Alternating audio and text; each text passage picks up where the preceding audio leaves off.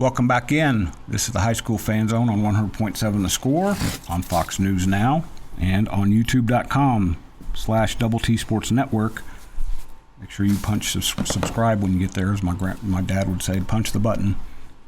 86, so he should be excused for that. He's probably says some other things I'm not allowed to say on radio. You know what I'm talking about. You sometimes bet. Different way of doing things. Brandon Roberson's over there. Roberson or Roberson? Roberson. Okay, because I told you how I inadvertently met your mother-in-law. Mm-hmm. And I want to make sure I say it right. She's a very nice lady up there in Dimmitt, Texas. Actually, Tony Wagner was in, and I guess it would be your wife's uncle was his college coach at Wayland Baptist. I believe that's correct, at Wayland. Yeah. Because he knew your wife, I guess, when she was little, which Wag and I talk about this all the time. The athletes and coaches keep getting younger, and I keep getting older. Right. I don't know what's going on with that. Because I've known Morgan Glaspie. I've known – I didn't know Jason Cooper well, but I knew Jenna when she was a little bitty. In fact, the first time I sat down with Jenna, Coach Cooper's daughter, she reminded me that she was in daycare with my daughter. Wow. Yeah. Jason's a good one, and we're lucky to have him. Well, and they're lucky to have you, too. I will say this. Brian Gerlich and Caleb Holt and whoever else was involved in that process put together a very good coaching staff at Memorial High School, because you guys have figured it out pretty quick, which is kind of timely, because the Panthers are in the playoffs in their first year of baseball. Not just in the playoffs. They finished second in a district that Liberty won, but they took a loss that I hope the Memorial guys are pretty proud of. You hung a loss on them. That's a good team that you beat, and you guys gained some experience. Let me rattle off your pairing here real quick. Panthers are in 4A Division I. They will play in the bi-district round. They will play a best-of-3 series against Mineral Wells, scheduled for 7 p.m. Friday, noon Saturday, and then 30 minutes later if necessary. I hope for your sake the rain is come and gone. I've been at ACU dozens of times. Turf? It is, yes. Okay, that helps. That way they can just bring the squeegee out and get you guys back out there and playing. I've seen some pretty decent baseball there. I think when you were at Friendship, I'm pretty sure I saw you guys play there a couple times. It's a great facility. ACU's got great facilities in general, but field's been there a little while. It's hosted. Yeah, and they've made a lot of improvements over the years since the last time. In fact, we played a football playoff game there, and their baseball stadium was under construction. Yep. It's all completed now. It's beautiful. So we're lucky to get to play there this week. Looking forward to it. But just getting a sense, I saw you guys against Estacado the other night. What's neat about your kids, they're still freshmen and sophomores, and I'll promise them as soon as this year's done, I won't bring up that you're just freshmen or just juniors and sophomores.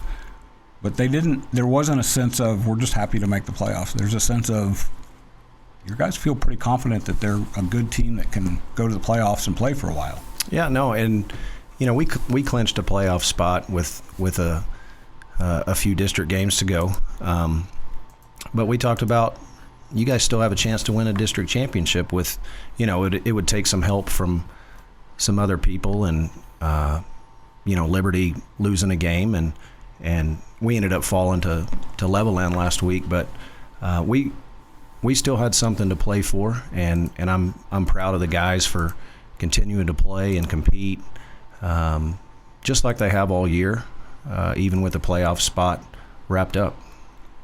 When we talked the other night, you mentioned the loss to Levelland, but you bounced back and you beat Estacado. I think that was good for your guys. That was a good week because you played two teams that were fighting to get into the playoffs, so there's some desperation there.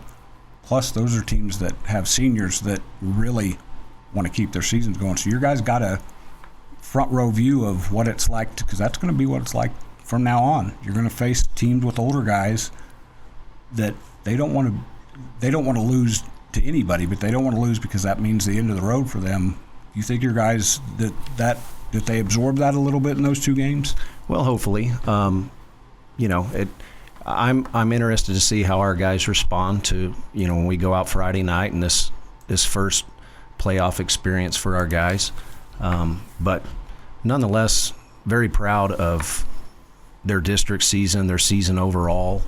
We're not done yet by any means. I think these two teams, us and Mineral Wells, match up very well. I think we're, from what I can tell so far, pretty evenly matched teams. So it may just come down to who plays the best. The guy in the mountains usually has something to do with it. And you guys that's a lot to do with it, of course. You guys have had some guys who have stepped up there. This has got to be a little bit different for you. I just mentioned this to Ralph Ramon. First time stepping out there as a head coach in the playoffs. You're a pretty even-keeled guy, but it's going to be a little bit different than having Chad Reynolds take the lineup card out there, and you're pulling levers now, which is you're going to be right there with your guys in this first time. How excited are you for that for yourself? Well, I'm very excited. It doesn't matter for me if it's a playoff game or any game for that matter. There's always some anticipation going into the game, and that, to me, that's the worst part. But as soon as the game starts and as soon as you're out there in and out, in a routine, it's just baseball at that point. So once we get it rolling, once we get it started, then to me it's another baseball game. We'll come back and talk about if you get to a game 3, if that changes a little bit. Twice. We'll come back after this break and talk more Panther baseball on the High School Fan Zone on 100.7 The Score. This is the Panther Fan Zone on 100.7 The Score. Welcome back in. This is the Panther Fan Zone, as that man with the very good radio voice said. I'm Randy Rosetta. This is 100.7 The Score. You can also watch us on Fox News Now and YouTube.com/Double T Sports Network. Brandon had mentioned that this seems pretty even. Panthers are 16-13 going into the playoffs, and according to TexasHighSchoolBaseball.com, Mineral Wells is 16-11-2, so right in that neighborhood. They finished third in their district, District 6-5A, which includes Brock and Stephenville. The other two teams from Lubbock in that district are also, that's their opponents right there. Well, actually, I'm sorry, Liberty plays Glen Rose, which tied for third place. Estacado plays Stephenville, which was second place. I think Levelland's the one that kind of drew the short straw there. They got to play Brock, which is 22-4. It's a tough draw. Yeah. And Levelland's a feisty team. They are. As you guys know, they're not devoid of talent. That's for sure. No, they're not. And they came to our place last Tuesday. They had a lot to play for. They played very well. Guy on the mound pitched extremely well, and we kind of got outplayed that night, and they deserved to win.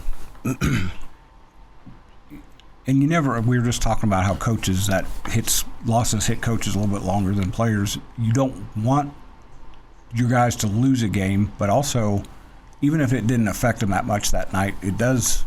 They came back and played really well against Estacado, did a lot of good things. A few nights later, you want them to learn from a loss. Even that late in the season, what did your guys learn from that, do you think? Yeah, I think we can learn from wins and losses. Yep. And it was important for us after the Levelland game, going into the playoffs. We wanted to play well on Friday, and our guys responded. So going into this week, I think we feel a little bit better about ourselves, and at least going in this week on a high note. We played well on Friday, and so proud of our guys for that. You had to face a pretty tough left-hander against Estacado, Jose Alcorta, and I don't know what Mineral Wells' setup is, but maybe that's just dumb luck that you had to face a left-hander right before the playoffs, because left-handers are different. You're a pitching guy, so you want your guys to be ready for different things that they're going to see. You're going to see a lot of right-handed kids who throw strikes and may throw hard. Okay, that's used to that. With your guys, have they seen? Do you feel like they've seen enough different kind of pitching to be ready for this whatever they see this week? I think we have. We've seen, obviously, we've seen several left-handed pitchers, and I'm glad we faced him on Friday. Even all the pitchers in our district, glad we faced him, because Mineral Wells, their best pitcher, he's a left-handed pitcher. So that was nice to see. But yeah, we've seen a little bit of everything. We've seen some velocity. We've seen off speed. guys that don't necessarily throw as hard, sink it in there and bend it a little bit. So, we've seen a little bit of everything. And but again, glad we saw a left-hander, because we're going to see a good one this week. We talked about this off the air. This is a little bit different for you because you're preparing for a Mineral Wells, somebody that you're not that familiar with. That's different than being at Friendship, where you have to get ready. You have to beat an El Paso team and then get ready for a South Lake Carroll or a Byron Nelson, where they've got kids who are probably going to pitch at the next level, if not the next level beyond that. Like you said, you're going to face a left-hander, and then he's probably going to go play left field or first base. That's right. It's I don't want to say it's more realistic baseball.